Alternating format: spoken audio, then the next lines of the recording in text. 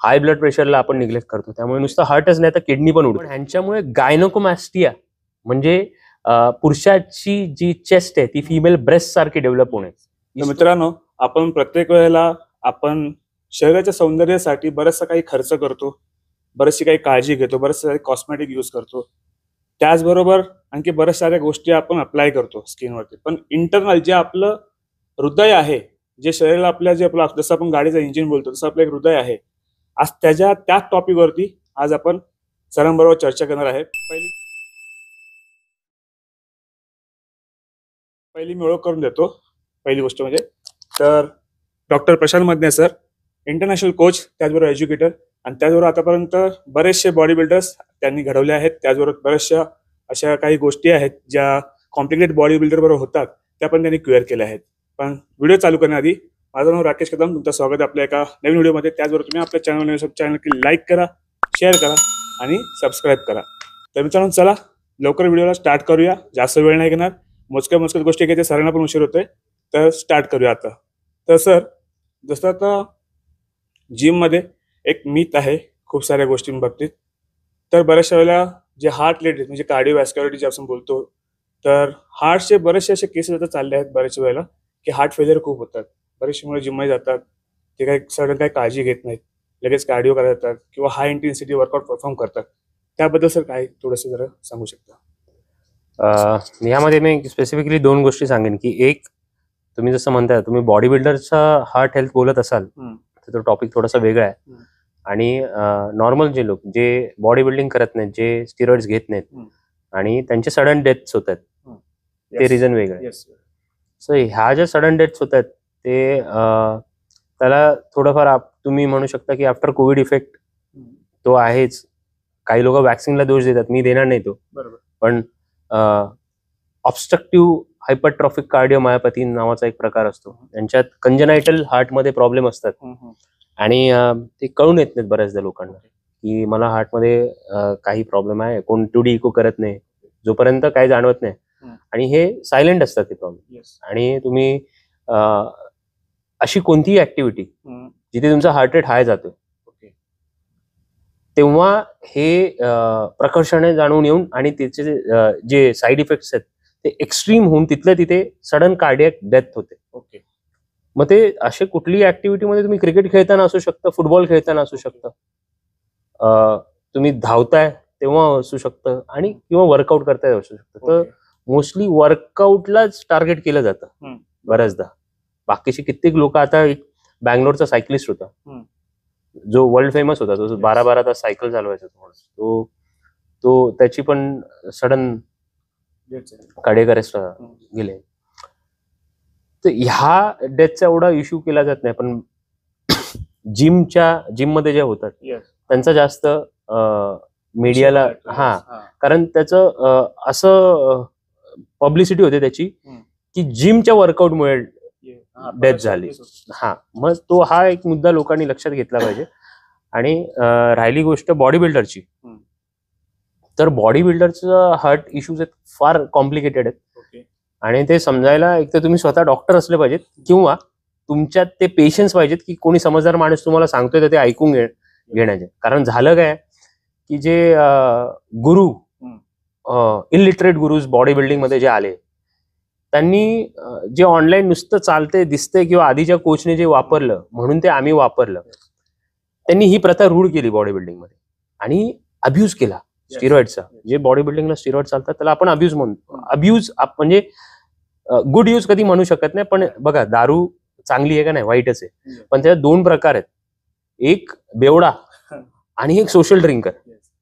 So social drinker काय करतो, 2-3 अल्कोहोलचं cocktail जरी त्यांनी घेतलं तरी त्याला माहिती आहे 30 ml 60 ml जे कॉकटेल बनतं ते मी 2 तास पिऊन माझे जे पार्टी वगैरे काय असेल ती करून रात्री झोपून दुसऱ्या दिवशी नवीन कामाला लागणार.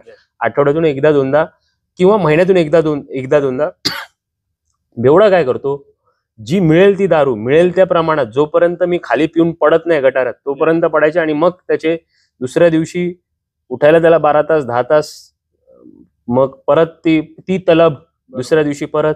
हा फरक असतो. सेम मेडिसिन स्टिरॉइडचा यूज पण प्रोफेशनल जो बॉडी बिल्डर लिटरेट आहे त्याला माहितीये मला किती कुठे टेस्ट करायचं, कुठे थांबायचं. पण हे अंध जे मी यांना गुरु घंटाल म्हणतो, जे बॉडी बिल्डिंग मध्ये आलेत, तर त्यांनी काय केलं माहितीये का, एक नवीन पिढी बॉडी बिल्डिंग मध्ये आणली आहे, जी जाणून घेण्यात इंटरेस्ट नाही, जी मांडण्यात इंटरेस्ट आहे. त्यांना मांडणं आणि जाणणं ह्याच्यात फरक आहे. मांडणं म्हणजे समोरचं सांगतोय त्याच्यावर विश्वास ठेवणं, अंधविश्वास ठेवणं, आणि जाणून घेणं म्हणजे तो सांगतोय तर त्याच्या मागचं सायन्स काय आपण थोडंफार अभ्यास करणं ह्याचा, किंवा माझा जीव इम्पॉर्टंट आहे. आज मी जी गोष्ट घेतोय ही बॉडी बिल्डिंग साठी जरी घेत असलो, माझ्यावर माझी फॅमिली डिपेंडंट आहे आणि त्यांचं भविष्य माझ्यावर डिपेंडंट. हा, तर हे लोक लक्षात घेतात आणि मग त्यामुळे मग ते अब्यूज करणं. तो कोच सांगतोय म्हणून घेतलं त्याने, तो कोच किती शाणा असतो, स्वतःला काय साईड इफेक्ट झालेत ते त्याच्या स्टुडंटला कधी सांगणार नाही. स्टुडंट कडून 2 पैसे मिळवले म्हणून त्याला अब्यूज करायला लावायचं. आणि ह्याच्यात मेनली कसं झालंय, ह्याची जर का आपण हिस्ट्री लक्षात घेतली, बॉडी बिल्डिंगच्या स्टिरॉइड्समुळे हार्टवर होणारे साईड इफेक्ट त्याचे पाथवेज आहेत. एक, हाय ब्लड प्रेशरला आपण निग्लेक्ट करतो, त्यामुळे नुसतं हार्टच नाही तर किडनी पण उडते. बऱ्याच जणांचे किडनी डिजीजचं कारण हे इग्नोर केलेलं हाय ब्लड प्रेशर आहे.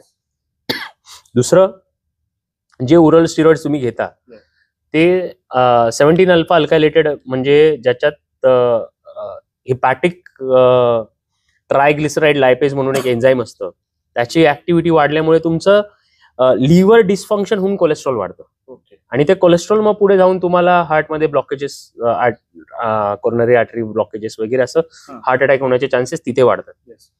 तिसरं, जर का तुम्ही ऑब्झर्व केलं असेल तर बॉडी बिल्डिंग मध्ये जे कार्डिओटॉक्सिक ड्रग्ज आहेत, जसं क्लेनबिट्रॉल झालं, ग्रोथ हार्मोन झालं, ट्रेंड झालं, हे ह्यांना मी कार्डिओटॉक्सिक कॅटेगरीमध्ये टाकतो. ह्यांचा वापर वाढला हा 2002-03 नंतर वाढला.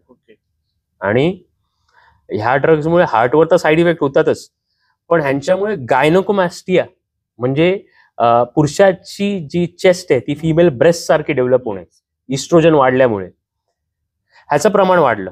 मग ह्यांनी काय केलं, त्याला फक्त इस्ट्रोजनच कारणीभूत ठरवून ह्यांनी इस्ट्रोजन दाबण्यासाठी ॲरोमॅटेज इनिव्हिटर्स म्हणून ज्या टॅबलेट्स येतात त्या हेवी प्रमाणात त्याचं इंटेक चालू केलं. ह्या अंध गुरुनी, अंध भक्त, अंध गुरु घंटाल आपण ज्यांना मी म्हणतो, मी तीच भाषा वापरणार ह्यांच्यासाठी. ह्यांनी त्याचा अब्यूज वाढवला, ज्यांना आपण ॲरोमॅटेज इनिव्हिटर म्हणतो, जे इस्ट्रोजन दाबतात. कशाच्या भीतीने, तर गायनोकोमॅस्टियाच्या भीतीने. पण आता जो इस्ट्रोजन जो हेल्दी आहे तो तुमच्या चांगल्या हार्टसाठी, तुमच्या केसांसाठी, तुमच्या बोनसाठी, तुमच्या सेक्शुअल लाईफसाठी, तुमच्या स्किनसाठी, सगळ्यासाठी इस्ट्रोजन हा गरजेचा आहे. हे लोक विसरले. हेअर्ससाठी आणि खास करून हार्टसाठी. का तर हार्टमध्ये जे कोलॅजन डिपॉझिशन होतं ज्याच्यामुळे लेफ्ट वेंट्रिक्युलर हायपरट्रॉफी होते आणि तुमच्या हार्टची साईज वाढते, ती मेनली ह्या इस्ट्रोजनमुळे होत नाही. जो फिमेल हार्मोन जरी असला तरी तुमच्या हार्टसाठी गरजेचा आहे. फिमेलमध्ये आज हार्ट रिलेटेड प्रॉब्लेम कमी काय आहेत, कारण फिमेलमध्ये इस्ट्रोजनचं प्रमाण जास्त असतं. तर हा मुद्दा ह्या गुरु घंटा लोकांनी टाळला. आणि जो सायलेंट किलर जो हार्टचा जे रिझन होतं तो तुमचा इस्ट्रोजन सप्रेस करणं, हे मेन रिझन आहे. कार्डिओटॉक्सिक ड्रग शिवाय हे लोकांना लक्षात येत नाही अजून. मी माझ्या कोर्सेस थ्रू तर एक्सप्लेन करायचा प्रयत्न करतोय. आणि ही जी मुलं बाहेर पडतायत ती फार मोठ्या क्वांटिटीमध्ये पडतात. आणि मला असं वाटतं की पुढच्या देशाचा विचार लांब राहिला, पण महाराष्ट्राचा विचार केला तर महाराष्ट्रात माझ्या आता बऱ्याचशा 5-6 बॅचेस झाल्या. जेवढे कोचेस बाहेर पडतात त्यांच्या थ्रू एक मुलगा बाहेर पडला तर तो 10-20 जणांना एज्युकेट करतोय. तर हे प्रमाण कमी होईल. हार्ट बॉडी बिल्डरचं स्टिरॉइड अब्यूजमुळे हार्ट अटॅकने मरणं किंवा जाणं हे प्रमाण बऱ्यापैकी कमी व्हायला माझा कोर्सेस म्हणण्यापेक्षा मी जे नॉलेज शेअर करतोय त्याचा थोडाफार तरी फायदा होईल असं वाटतं. बघायला गेलं तर बॉडी बिल्डिंग करत असतानाच बोला किंवा जिम मध्ये आपण जी काही ऍक्टिव्हिटी करतो त्या केसेसमध्ये पण बऱ्याचशा वेळेला काही म्हणजे जे कोचेस असतात किंवा ज्या जिमचे आता बोलू नाही पण काही ट्रेनर असतात त्यांना काही इतका नॉलेज नसतो आणि त्यावेळेला त्या बऱ्याचशा गोष्टी अशा प्रिस्क्राईब करतात त्यांच्या जे क्लायंट्स आहेत त्यांना. आणि त्या क्लायंट्स पण त्यांचा पण विश्वास इतका त्यांच्यावरती असतो की त्यावर ते घेतात आणि त्याच्यानंतर त्यांना सिव्हिअर साईड इफेक्ट्स पण होतात. त्याच्यानंतर मग हार्ट अटॅकचे हे इश्यू पण बरेचसे होत आहेत. त्याच्यामुळे पहिला बघायला गेलं तर बाकीचे कुठल्या फील्ड्समध्ये तुम्हाला कुठे असं बघायला मिळणार नाही की तिथे काही म्हणजे त्याच्यावरती कुठला प्रश्न उचलला जातो. पण जास्तीत जास्त प्रश्न उचलला जातो तो जे जिम मध्ये. जरा काय झालं की पहिला जिम मध्येच गेला हे सगळे प्रश्न चालू असतात. तर सरांनी हे प्रॉपरली आपल्याला टोटली एक सायंटिफिकली वर्डमध्ये, त्याचबरोबर आपल्याला कशा प्रकारे काय केलं पाहिजे. पण सर एक जसं आपण हे तर सगळं आपण झालं कशा प्रकारे होतात, पण ह्याच्यावरती जे थोडंसं आपण जे जनरल पर्सन असतात, जे त्यांनी त्यांच्या एक्सरसाइजमध्ये किंवा त्यांच्या जिमच्या रुटीनमध्ये कशा प्रकारे त्याला आणखी ते थोडेसे काहीतरी त्यांना ते वाचू शकतात किंवा त्याच्यापासून त्यांना थोडंसं साईड इफेक्ट न व्हावे यासाठी, जसं आता कोणी परफॉर्मन्स इनहॅन्स ड्रग्स वरती आहे तर तो कशा प्रकारे थोडी काळजी घेऊ शकतो याच्यावरती, थोडंसं त्याबद्दल थोडी माहिती देऊ शकतो. जसं कोणी परफॉर्मन्स एनहान्सिंग ड्रग्स घेत असेल सॉरी, तर मॉनिटरिंग इज इम्पॉर्टंट. म्हणजे आपल्याला काही टेस्ट आहेत त्या सातत्याने करत राहिल्या पाहिजेत. म्हणजे 2D इको, तुमच्या हार्टचा LVH म्हणजे लेफ्ट व्हेंट्रिकल हायपरट्रॉफी किती आहे, वॉलचं कंडिशन कशी आहे, हार्टची साईज वाढली आहे का, ह्या गोष्टी, किंवा हार्टची पंपिंग कॅपॅसिटी कशी आहे, इजेक्शन फ्रॅक्शन आपण ज्याला म्हणतो लेफ्ट व्हेंट्रिकल इजेक्शन फ्रॅक्शन ते कसं आहे ह्याबद्दल सांगतं. तर बॉडी बिल्डरने कंपल्सरी वर्षातून एकदा करावं. ECG वर्षातून 2दा किंवा एखाद्या वेळी कधी छातीत दुखलं तर अशा वेळी इमिजिएट जी टेस्ट करायची आहे तुम्हाला, जी स्वस्तात आहे, 200-300 रुपयामध्ये ECG निघतो, ती इमिजिएट. आणि ECG चे रिडिंग जे इमिजिएट मिळतात ते तुम्हाला बऱ्यापैकी प्रेडिक्ट करतात हार्टमध्ये काय प्रॉब्लेम आहे ती. आणि ब्लड प्रेशर आठवड्यातून एकदा 2दा मॉनिटर करणं, आणि कोलेस्ट्रॉलवर एक आपल्या लिपिड प्रोफाईल आपली चेक करत राहणं, HDL कमी झालंय का, LDL वाढलंय का, ह्या गोष्टींवर लक्ष ठेवणं. या फार छोट्या छोट्या KFT kidney function test, liver function test, छोट्या छोट्या गोष्टी आहेत. किडनी, लिव्हर फंक्शन आणि कोलेस्ट्रॉल या 3 महिन्यातून एकदा 3 महिन्यातून एकदा ECG केला तरी हरकत, आणि 2D इको वर्षातून एकदा. आणि ब्लड प्रेशर मशीन प्रत्येकाच्या घरी असावं ब्लड प्रेशर मेजर करायचं. आठवड्यातून 10 दिवसातून जेव्हा तुम्हाला कधी असं वाटेल तेव्हा तुम्ही अधूनमधून चेक करून म्हणजे एक बारीकाईने लक्ष ठेवू शकता, जेणेकरून एखादा मोठं काय व्हायच्या आधीच ते आपण टाळू शकतो. बरोबर. जीव जाण्यापेक्षा स्वतःला थोडं सांभाळून त्याची काळजी घेणे हे खूप महत्वाचे असते.